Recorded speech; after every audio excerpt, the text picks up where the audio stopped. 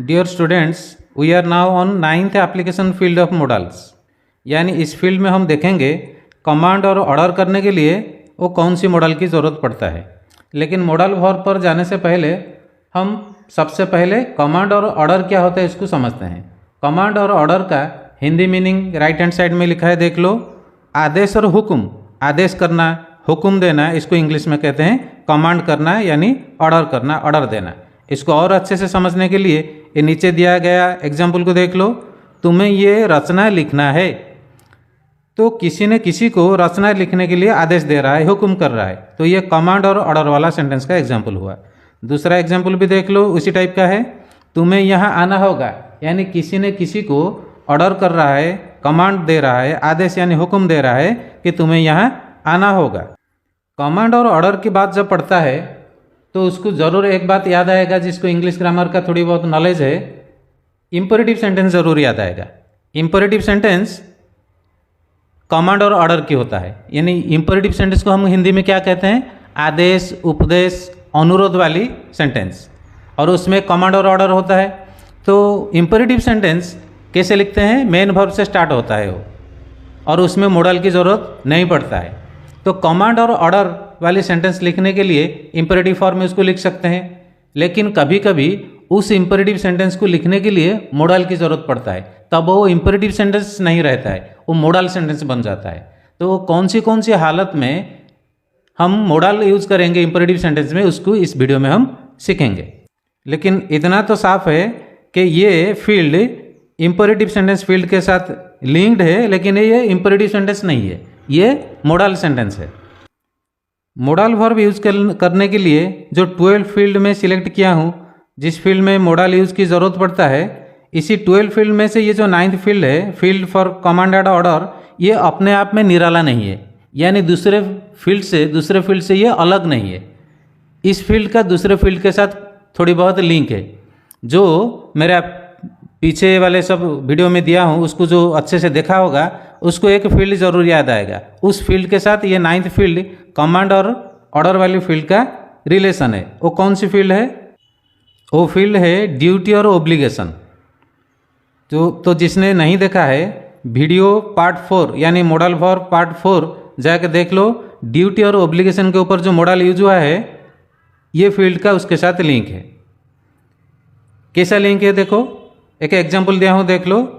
तुम्हें अपने मुंह अभी साफ करना है, तो ये एक कमांड हुआ, एक ऑर्डर हुआ कि कोई किसी को बोल रहा है कि तुम्हें अपने मुंह को साफ करना है, और ये असल में क्या है, उसको उसका ड्यूटी यानी ओब्लिगेशन को याद दिला रहा है, रिमाइंड कर रहा है कि तेरा ड्यूटी है कि तुझे अभी तेरा मुंह साफ करना है, उसको अपना ड्यूटी याद दिला रहा है।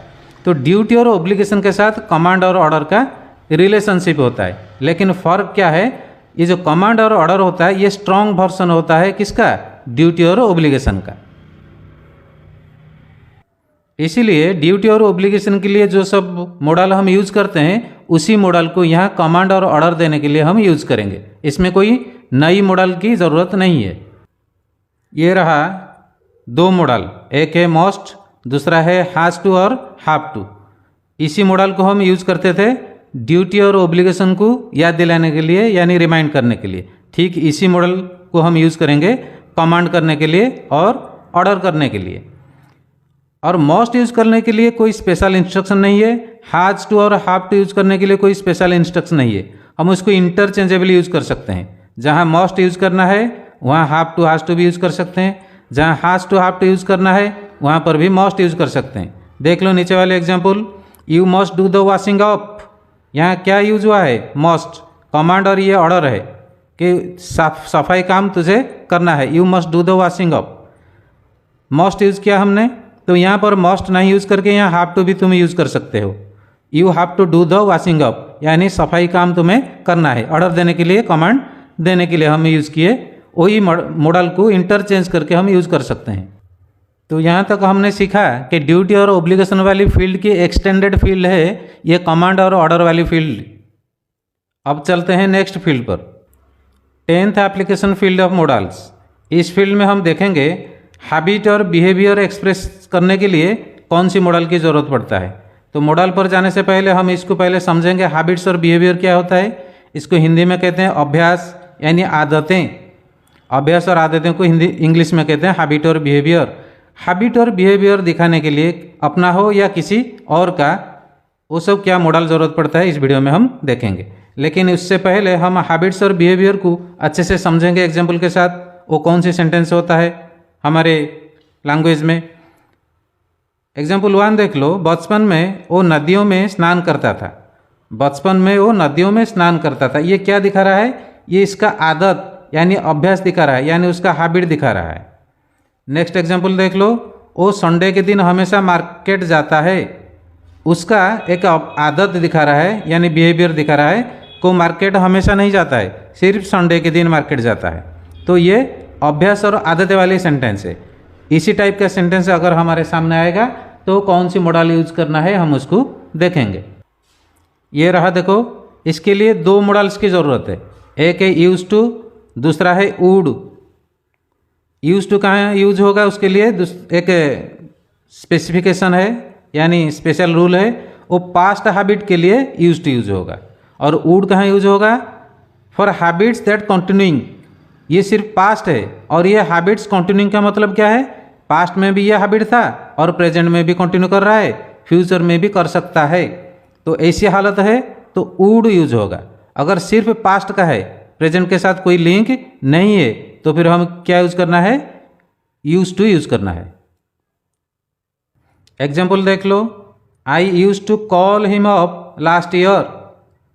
तो इस सेंटेंस में समझ के देखो, मैं लास्ट ईयर यानी बीते साल उसको कॉल अप करता था यानी फ़ोन करता था। तो ये एक पास्ट हैबिट हुआ। ये प्रेजेंट में कंटिन्यू कर रहा है, कर नहीं रहा है। ये लास्ट ईयर की बात है। ये हुआ पास्ट हैबिट। इसलिए हमने क्या मॉडल यूज़ किया? Use to. ये नेक्स्ट वाली सेंटेंस देख लो। He would watch movie on Sunday evening. इस सेंटेंस को समझो। इसमें सिर्फ पास्ट हैबिट नहीं है, ये एक हैबिट है जो पास्ट में था और अभी भी कंटिन्यू कर रहा है। ही would watch movie on Sunday evening. Sunday evening में वो फिल्म देखता है, पहले देखता था, आज भी उसका हैबिट है यानी बिहेवियर है उसका इसी टाइप का, और फ्यूचर में भी वो ऐसे ही बिहेव कर सकता है। संडे इवनिंग में देखता है वो हमेशा मूवी। तो इसके लिए हम यहाँ मॉडल यूज टू नहीं यूज करके हम क्या यूज किए? वुड यूज किए। तो अब तक हमने 10th फील्ड यूजिंग मॉडल्स को कंप्लीट किया। लेकिन वीडियो को कंप्लीट करने से पहले ये जो यूज टू है मॉडल, इसका थोड़ा एक्सटेंडेड पार्ट थोड़ा बताना चाहता हूँ, क्योंकि इसको यूज़ करने में थोड़ा केयरफुल होना है, नहीं तो गलती होगा। वो क्या गलती होगा देखो। ये रहा देखो। यूज टू का कन्फ्यूज़न है पास्ट सिंपल के साथ। तो जब यूज टू यूज़ करो तो थोड़ा केयरफुल होकर यूज़ करना। जहाँ यूज टू यूज होगा वहाँ पास्ट सिंपल यूज होने की संभावना है। तो कहाँ पर पास्ट सिंपल, कहाँ पर यूज टू यूज होगा उसको देखते हैं। नहीं तो अगर पास्ट सिंपल की जगह हम यूज टू यूज करेंगे या यूज टू यूज करने की जगह हम पास्ट सिंपल यूज करेंगे तो रॉन्ग हो जाएगा। ये सेंटेंस को समझो। I use to call him up last year. ये सेंटेंस अभी मैंने दिखाया था यूज टू के जगह। इसका मतलब क्या हुआ? मैं उसको कॉल करता था लास्ट ईयर। ये सही है। सेकंड सेंटेंस लिखा है I use to call him up once a week last year. मैं उसको कॉल करता था हफ्ते में एक बार लास्ट ईयर। ये फर्स्ट वाली सेंटेंस राइट है, लेकिन ये सेकंड वाली सेंटेंस रॉन्ग है। क्यों हुआ रॉन्ग देखो। क्योंकि इसमें भी पास्ट हैबिट है, इसमें भी पास्ट हैबिट है, फिर भी रॉन्ग हो गया। इसलिए कि यहाँ एक एक्स्ट्रा वर्ड लिखा है वंस ए वीक। हफ्ते में एक बार मैं उसको कॉल करता था यानी फ़ोन करता था। तो ये वंस ए वीक किस क्वेश्चन की आंसर है? हाउ ऑफन, कितनी बार। मैं तो उसको कॉल करता था लास्ट ईयर, लेकिन कितनी बार करता था इसमें नहीं है। अगर हाउ ऑफन का आंसर होगा और हाउ लॉन्ग का भी आंसर, दोनों क्वेश्चन याद रखो ठीक से। एक है हाउ ऑफन, दूसरा है हाउ लॉन्ग। इसी में से किसी एक का भी आंसर तुम्हारे सेंटेंस में अगर होगा यानी कितनी बार और कितनी देर तक, तो उसको यूज टू में नहीं बनाना है। यूज टू में बनाएंगे तो ये रॉन्ग होगा। वंस ए वीक ये हाउ ऑफन का आंसर, ये सही किस में होगा? इसमें सही होगा। देखो, I call him up once a week last year. मैं उसको फ़ोन करता था लास्ट ईयर हफ्ते में एक बार।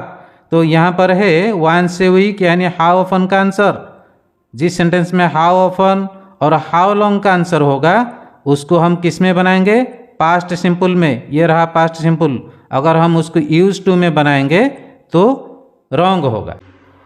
इसका मतलब ये हुआ कि जिस सेंटेंस, वो कौन सी सेंटेंस, पास्ट हैबिट को दिखाने के लिए जो भी सेंटेंस हम बना रहे हैं, अगर उसमें हाउ ऑफन और हाउ लॉन्ग का कोई आंसर नहीं है तो उसको यूज टू में बनाना है, अगर है तो पास्ट सिंपल में बनाना है। समझ गए? Thank you.